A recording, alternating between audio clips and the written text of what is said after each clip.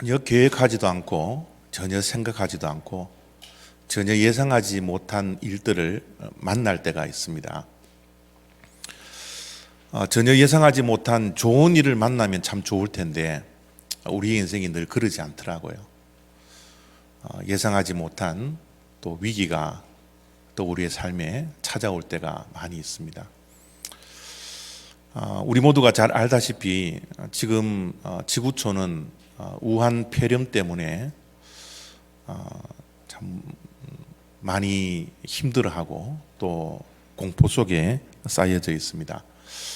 이미 우한 폐렴 때문에 사망한 숫자가 300명이 넘었다라고 이야기를 하고 있고요. 또 우한 폐렴으로 확진을 받은 자가 1만 4천 명이 되었다고 합니다. 사망자 수 또 감염된 자들이 매일같이 우리가 상상도 못할 정도로 숫자가 증가하고 있는 추세인데 참 이 지구촌이 얼마만큼 저 우한 폐렴으로 인해서 아파해야 할지 참 예상하지 못한 또 영화에서 볼 만한 그러한 일들이 많이 발생하고 있습니다. 얼마 전에 제가 신문을 보니까 이게 가짜 뉴스라고 생각이 들어요. 눈만 마주쳐도 전염이 된다 그러더라고요. 그래서 물안경 쓰고 다니는 사람도 있고요. 그런 걱정과 염려 속에 있습니다. 오늘 교회에 와서 잠시 인터넷으로 신문을 잠시 확인을 해보니까 대소변을 통하여서도 전염이 된다고 그렇게 이야기를 합니다. 그래서 이 우한 이 폐렴 코로나 바이러스 감염 전염병이 참 많이 우리 인류를 힘들게 하고 있지 않나 그렇게 생각이 들고요. 지난주에는 농구 좋아하시는 분들은 지금도 충격 속에 있으리라 생각이 들어요. 저도 LA 레이커스 이 광팬은 아니더라도 굉장히 팬이거든요. 그래서 지난주에 코비 브라이언트라는 아주 유명한 농구 선수가 헬리콥터를 타고 가다가 13살 된 딸과 함께 추락해서 사망한 그런 일이 있었습니다. 많은 LA에 살고 있는 농구 팬들이 이 예상하지 못했던 일을 접하면서 충격과 또 슬픔 속에서 헤어나지 못하는 그런 일들이 있습니다. 이런 일들이 남의 이야기는 아닌 것 같아요. 우리의 인생 가운데서도 전혀 생각하지 못했던, 예상하지 못했던 정말 황망한 일들이 우리의 삶 속에 늘 다가오지 않습니까? 오늘 우리가 읽었던 본문 가운데 나오는 히스기야 왕도 바로 그런 인생의 큰 위기 앞에 서 있는 전혀 예상하지 못했던 그런 죽음 앞에 서는 그런 일들이 있었습니다. 1절을 제가 읽어드립니다. 그때 히스기야가 병들어 죽게 되니 아모스의 아들 선지자 이사야가 나아가 그에게 이르되 여호와께서 이같이 말씀하시기를 너는 내 집에 유언하라 내가 죽고 살지 못하리라 하셨나이다. 어느 날 갑자기 이사야 선지자가 히스기야 왕에게 찾아와서 하나님의 말씀을 전하는데 다른 말씀을 전하는 것이 아니라 곧 죽는다라는 거예요. 사형 선고를 받죠. 성경학자들은 저 사형 선고를 받았던 그 때 히스기야 왕이 39살 정도 되었다라고 그렇게 이야기를 합니다. 39살이면 인생의 전성기를 누려야 할 때이지 않습니까? 그런데 사형 선고를 받고 있는 거예요. 전혀 예상하지 못했던 이 황망한 사건 앞에 히스기야가 서 있습니다. 의사 선생님이 진단을 했다면 의사 선생님들도 인간이기 때문에 실수가 있을 수 있잖아요. 오진이라고 생각할 수도 있지만 지금 이사야가 전해주는 말은 인간의 진단이 아니라 하나님의 말씀입니다. 이 하나님의 말씀, 이제 생명이 며칠 남지 않은 것 같아요. 내 집에 가서 유언을 빨리 남겨라 라고 이야기하는 거 보면 몇 시간 후 아니면 며칠 후에는 생명이 이 땅에 존재하지 못할 그런 예상하지 못했던 일 가운데 히스기야 왕이 서 있는 겁니다. 이때가 언젠가 하면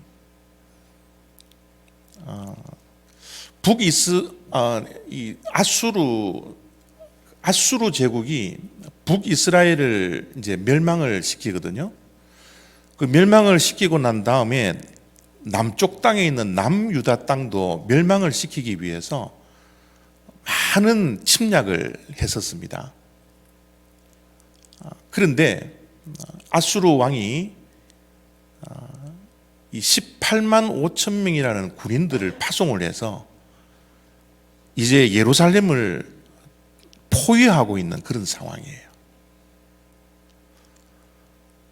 그래서 히스기야 왕이 국가의 위기, 민족의 위기를 맞이해서 유다 모든 민족들에게 함께 기도하며 이 위기를 극복합시다 하고 기도를 하기 시작합니다.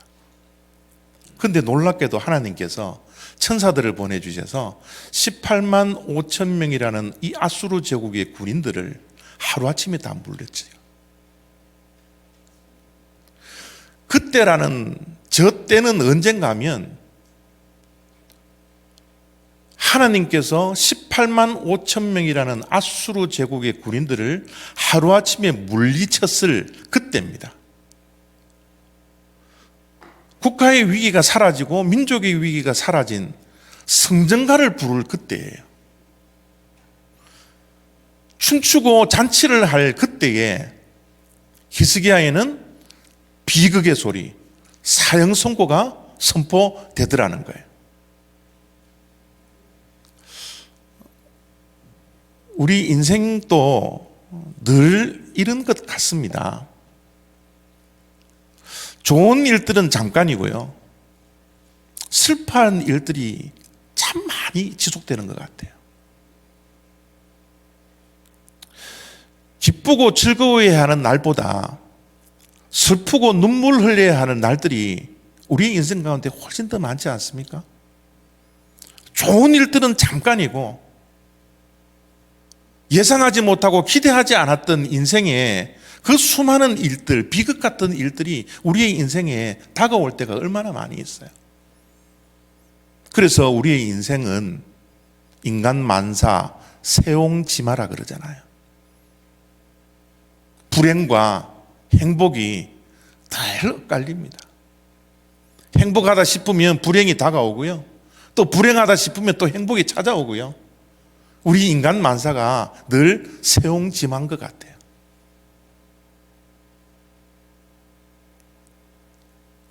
지금 히스기야 왕도 승리의 기쁨을 누리기보다는 그 앞에 다가와 있는 이 사형 선고 앞에 인생의 제일 큰 위기 앞에 서 있는 겁니다. 히스기야 왕은 다윗 왕 다음으로 하나님 보시기에 선 왕입니다. 위대한 왕이에요. 열왕기 하에 보면 북이스라엘과 남유다 땅에 왕들의 이름을 막 진열해 놓는데 그 40명, 50명 정도 왕 이름을 기록해 놓고 있거든요. 그때 히스기야 왕에 대한 평가가 이렇게 기록되어져 있습니다. 히스기야가 이스라엘 하나님 여호와를 의지하였는데 그의 전후 한 4, 50명 되는 유다 여러 왕 중에 이런 자가 없다라는 거예요. 다윗 왕을 제외하고 이런 하나님을 의지하고 하나님 보시기에 아름다운 왕, 위대한 왕이 없었더라는 겁니다. 그만큼 히스기야는 선왕이에요. 그런데 이게 뭐예요? 39살 되어서 하나님께서 사망 신고, 사형 선고를 하시다니. 히스기야 입장에서는 이게 얼마나 억울한 일입니까? 신앙생활을 엉망진창으로 하다가 이런 사형 선고를 받으면 뭐 내가 내 죄 때문에 이런 일들이 있을 것이라고 생각할 수도 있지만 히스기야 왕은 정말 선왕 가운데 선왕이에요.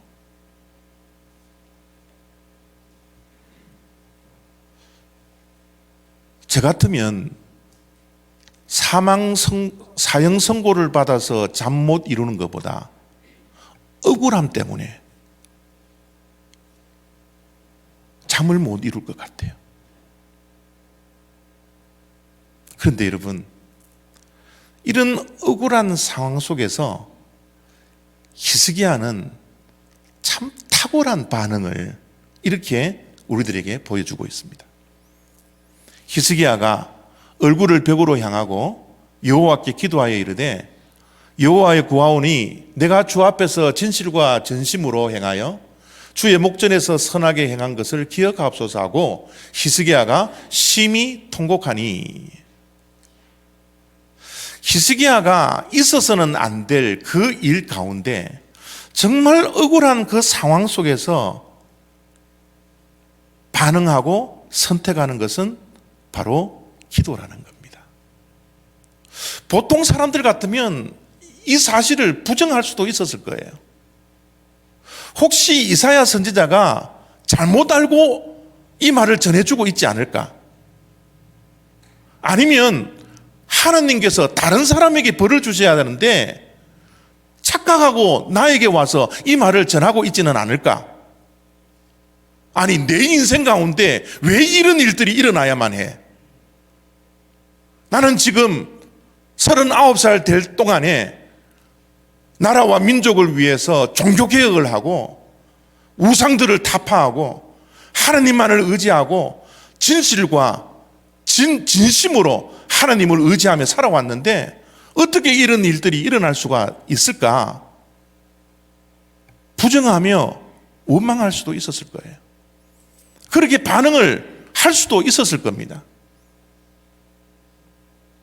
때로는 이것이 사람의 선고가 아니라 하나님의 선고이기 때문에 자포자기해버릴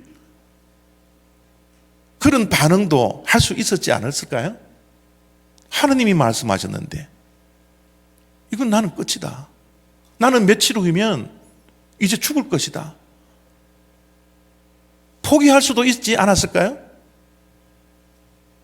그러나 히스기야 왕은 이 인생의 위기 앞에서 전혀 예상하지 못했던 이 황망한 일 가운데 부정하고 원망하지 않고 포기하지 아니하고 하나님 앞에 나가 어떻게 해요? 기도하고 있더라는 거예요. 기도의 모습이 참으로 독특합니다. 어떻게 기도하고 있다고요? 얼굴을 벽으로 향하고 여호와께 기도하여. 얼굴을 벽으로 향하여서 기도한다. 이 말에는 여러 가지 내포되어져 있는 함축된 의미들이 많을 거예요. 그러나 이렇게 생각해 볼 수도 있습니다. 히스기야가 왜 벽을 향하여서 기도를 하고 있을까? 자기가 처해 있는 이 상황을 이야기하고 있지 않을까요? 벽에 부딪힌 인생, 더 이상 나갈 수 없는 그 인생, 자기의 힘으로는 도저히 이 벽을 뚫고 나갈 수 없는 그 상황, 그 상황을 벽을 향하여 기도함으로써 자기가 처해 있는 이 처지를 하나님께 지금 보여주고 있지 않을까요? 그렇습니다.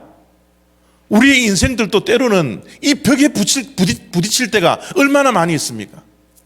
내 스스로 해결할 수 없는 인생의 일들이 얼마나 많이 있어요. 인생의 장애물이 우리를 가로막고 서 있을 때가 얼마나 많이 있습니까? 나는 앞으로 가고 싶지만 가지 못하도록 막고 있는, 예상하지 못했던 이 황망한 일들이, 인생의 위기가 우리를 얼마나 힘들게 할 때가 얼마나 많이 있습니까? 바로 그런 상황 속에서 벽을 보고 자기의 상황 그대로 벽을 향하여서 다윗은 기도하고 있는 거죠. 신앙은 그렇더라고요. 하나님께서 우리를 온실 속에서 살아가게 하지 않더라고요. 늘 우리를 광야로 몰아넣기도 하고요. 늘 우리를 절벽 위에 세워놓기도 하고요. 이게 우리의 신앙생활이지 않습니까? 예수님을 잘 믿으면 뭐 판타지처럼 뭐 천국이 우리의 삶을 기다리고 있습니까? 히스기야가 하나님을 전심으로 의지하면서 살아왔었는데 그의 인생에는 좋은 일들만 있지 않더라고요. 온실 속에만 하나님께서 가둬놓고 키우지 않더라고요. 지금 히스기야는 벽 앞에, 도저히 나갈 수 없는 그 벽 앞에 서서 하나님께 기도하고 있는 거죠. 벽 앞에 섰다라는 것은 또 다른 의미도 있을 겁니다. 이제 하나님만 의지하겠다라는 거예요. 아니, 왕이면 주변에 용한 의사들이 얼마나 많이 있었겠어요. 그 의사들을 바라보면서 내 병을 좀 고치라고, 당신들이 어떤 병인지 한번 진단해 보라고, 약을 지어 오라고 사람들에게 눈길을 돌릴 수도 있었습니다. 그러나 히스기야 왕은 이 벽 앞에서 이제 사람들 보지 않고 하나님만 바라보겠다고, 모든 것을 다 차단하고 하나님만 바라보겠다고 벽을 향하여서 여호와께 기도하고 있지 않습니까?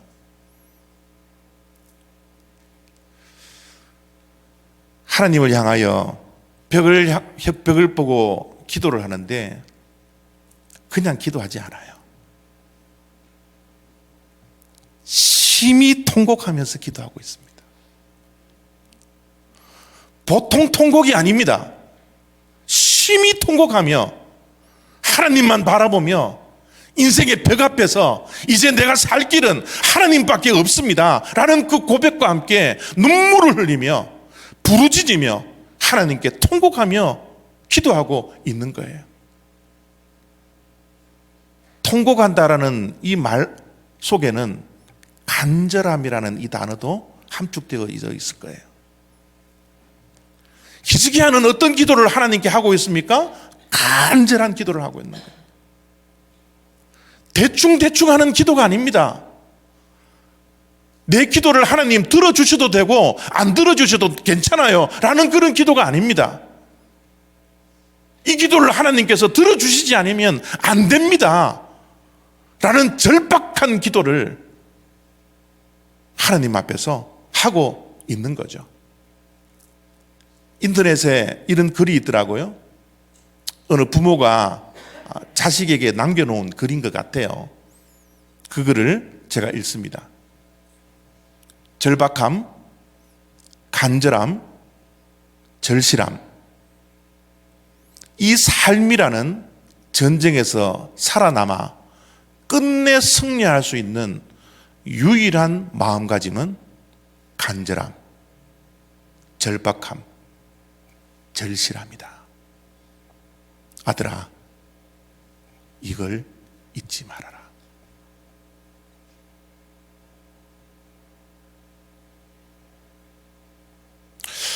우리의 신앙생활에는 이런 절실함이 있습니까?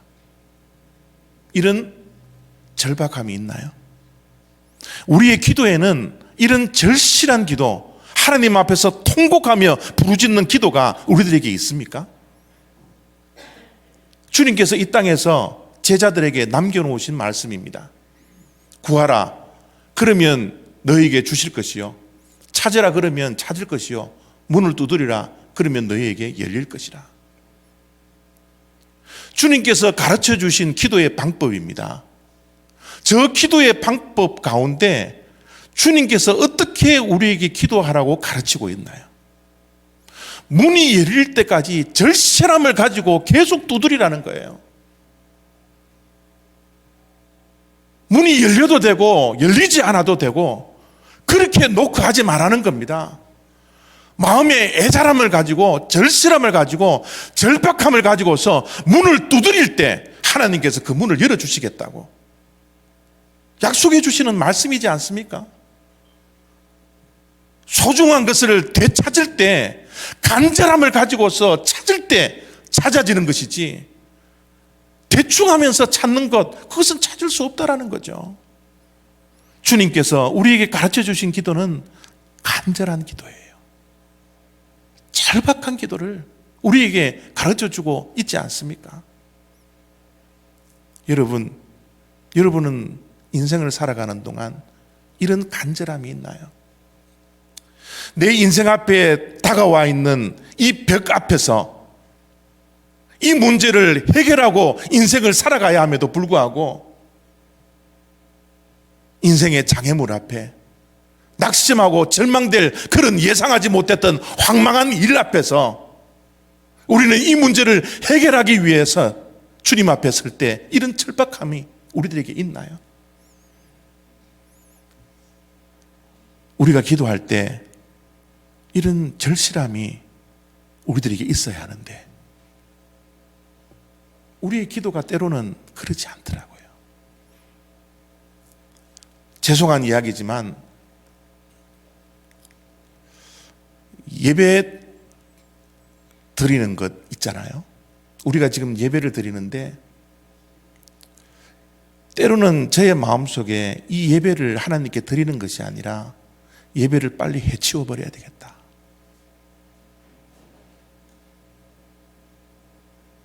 예배는 하나님을 만나야 된다라는 이 절박함으로 와야 하는데 예배를 빨리 1시간 동안 빨리 해치우고 내가 세상에 나가서 내 일을 해야지 하는 그런 마음으로 예배에 참석할 때가 우리들에게 있지 않습니까? 기도할 때, 찬양할 때, 우리가 하나님께 예배할 때 하나님의 그 임재하심을 경험하고 나의 상한 그 심령을 주님께서 만져주실 수 있도록 그 절실함을 가지고서 기도를 해야 되는데도 불구하고 예배를 빨리 해치우고 싶은 이런 예배자로 우리가 예배를 드릴 때가 때로는 있지 않습니까? 우리의 예배를 우리 인생 앞에 가로막혀져 있는 이 벽을 어떻게 통과해낼 수 있어요? 우리가 막혀져 있는 이 벽을 돌파하고 넘어서고 극복해야지 하나님께서 우리를 향하신 그 계획과 그 꿈들을 이루어갈 수 있는 위대한 인생들이 될 수 있는데 우리는 벽을 어떻게 뚫을 수가 있어요? 바로 하나님밖에 없습니다. 기도밖에 없는 거예요. 우리의 인생의 벽을 뚫을 수 있는 유일한 한 가지입니다. 기도를 통하여서 하나님께서 능력을 더해 주실 때 우리는 이 위기를 극복할 수 있는 능력이, 힘이 우리들에게 생겨진다는 사실이에요. 그래서 히스기야는 벽을 향하여서 하나님을 바라보면서 심히 통곡하며 간절한 마음으로 기도하고 있는 것이죠. 그렇게 하나님께 심히 통곡을 하며 기도하니까 하나님께서 이렇게 응답해 주십니다. 너는 가서 히스기야에게 이르기를 내 조상 다윗의 하나님 여호와께서 이같이 말씀하시기를 내가 내 기도를 들었고 내 눈물을 보았노라. 내가 내 수 안에 15년을 더하고 이 성을 보호하리라. 주님께서는 우리가 기도를 할 때 기도를 들어주세요. 그것 하고 또 우리의 눈물을 보고 계시다라는 거예요. 하나님은 우리의 기도를 들어주실 뿐만 아니라 우리가 하나님 앞에서 흘리는 그 눈물을 주님께서 보고 계시다라는 사실입니다. 여러분, 이 세상에서 가장 심령이 가난한 자가 누구인 줄 아세요? 가장 심령이 가난한 자는 하나님 앞에서 눈물을 흘리는 자입니다. 하나님 앞에서 통곡하는 자, 나에게는 더 이상 소망도 없고 나에게는 더 이상 벽을 뚫고 나갈 수 있는 힘도 능력도 아무런 것도 가지고 있지 않으니 하나님 나를 불쌍히 여겨 주십시오. 하나님 앞에서 눈물을 흘리는 그 자가 이 세상에서 가장 심령이 가난한 자라는 겁니다. 주님께서 말씀해 주셨지 않습니까? 심령이 가난한 자는 복이 있나니 천국이 저희의 것이며. 하나님 앞에서 눈물을 흘리며 하나님 앞에서 탄식하며 하나님 앞에서 통곡하며 기도하는 자, 그 기도자가 누구예요? 이 세상에서 가장 복 있는 자라는 겁니다. 우리가 2020년도에 들어서 정말 회복해야 할 것들이 많이 있죠. 우리가 잃어버리고 되찾아야 할 것들이 얼마나 많이 있습니까?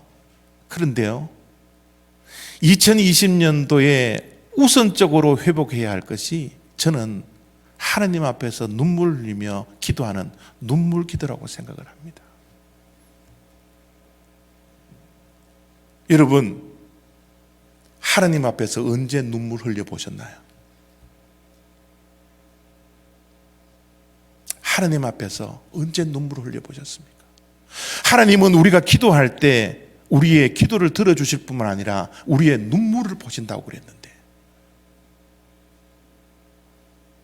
우리는 우리의 인생 앞에 다가와 있는 이 위기와 어려움 속에서 하나님께만 소망을 두고 하나님께 눈물을 흘리며 언제 기도해 보셨습니까?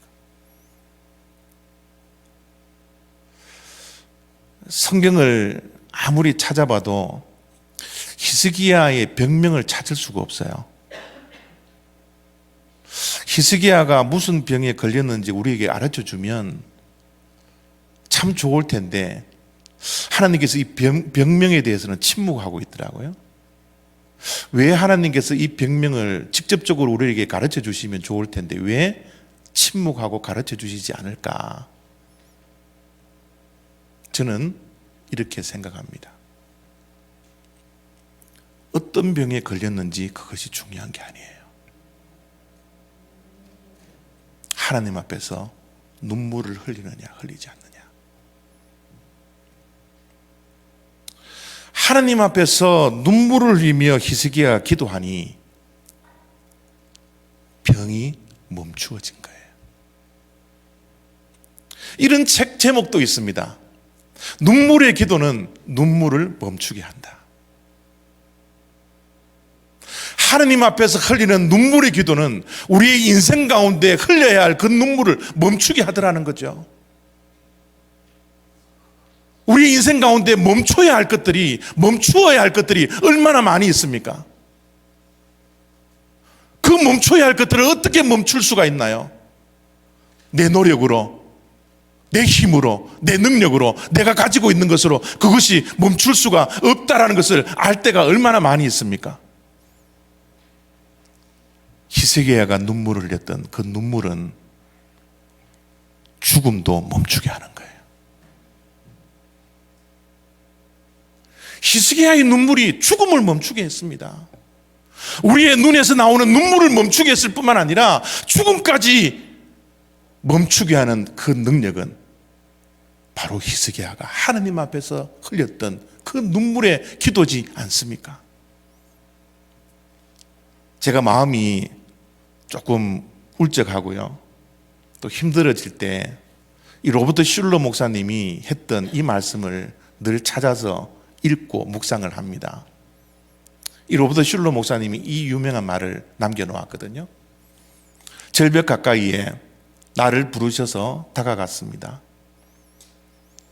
절벽 끝에 더 가까이 오라고 하셔서 다가갔습니다. 그랬더니 절벽에 겨우 발을 붙이고 서 있는 나를 절벽 아래로 밀어버리는 것이었습니다. 물론 나는 그 절벽 아래로 떨어져 버렸습니다. 그런데 나는 그때까지 내가 날 수 있다는 사실을 정말 몰랐습니다.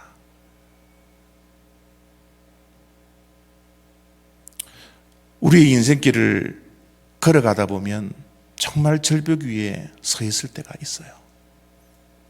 더 물러설 곳이 없을 때가 있습니다. 그런 인생의 위기를 만날 때가 얼마나 많이 있습니까? 지금 이 시간 하나님께 예배드리는 우리 가운데서도 지금 한치 앞을 내다보지 못하는 벽 앞에 서 있는 분들, 뒤로 물러설 수 없는 절벽 위에 서 있는 분들도 분명히 있으리라 생각이 듭니다. 우리가 절벽 위에 서서 하나님께서 떠밀어 버리실 때 우리는 떨어지지만 우리가 날 수 있다라는 것. 독수리가 창공을 향하여서 큰 날개를 펴서 바람을 맞으며 날 수 있는 저 독수리의 날아감이 바로 우리의 삶이 될 수 있다라는 이 사실을 우리가 언제 깨달을 수 있나요? 기도할 때입니다. 하나님 앞에서 눈물로 기도하며 심히 통곡하며 주님 앞에 절실함을 가지고서 하나님 아니면 안 됩니다. 이 일은 하나님만이 해결해 줄 수 있습니다. 나는 아무것도 할 수 없네요. 주님 앞에 눈물 흘리며 기도하는 이 기도가 우리의 날개짓이 되어서 저 창공을 향하여서 독수리가 날아가는 것처럼 힘차게 날아가는 그런 복된 인생이 되지 않을까요? 위기가 우리에게는 기회입니다. 그 기회가 되기 위해서는 절벽 위에서 우리는 하나님을 향하여 눈물로 기도해야 할 때입니다. 힘들고 어려운 인생을 사는 저와 여러분의 인생 가운데 위기를 만날 때마다, 어려움을 만날 때마다, 도저히 내 힘으로 감당할 때 그런 일들이 있을 때마다 낙심하지 말고 포기하지 아니하고 우리의 품 안에 날개가 숨겨져 있다는 사실 꼭 기억하시고 주님께 기도함으로 눈물을 흘리며 훨훨 날아가는 그런 저와 여러분 다 되시기를 부탁합니다. 기도하겠습니다.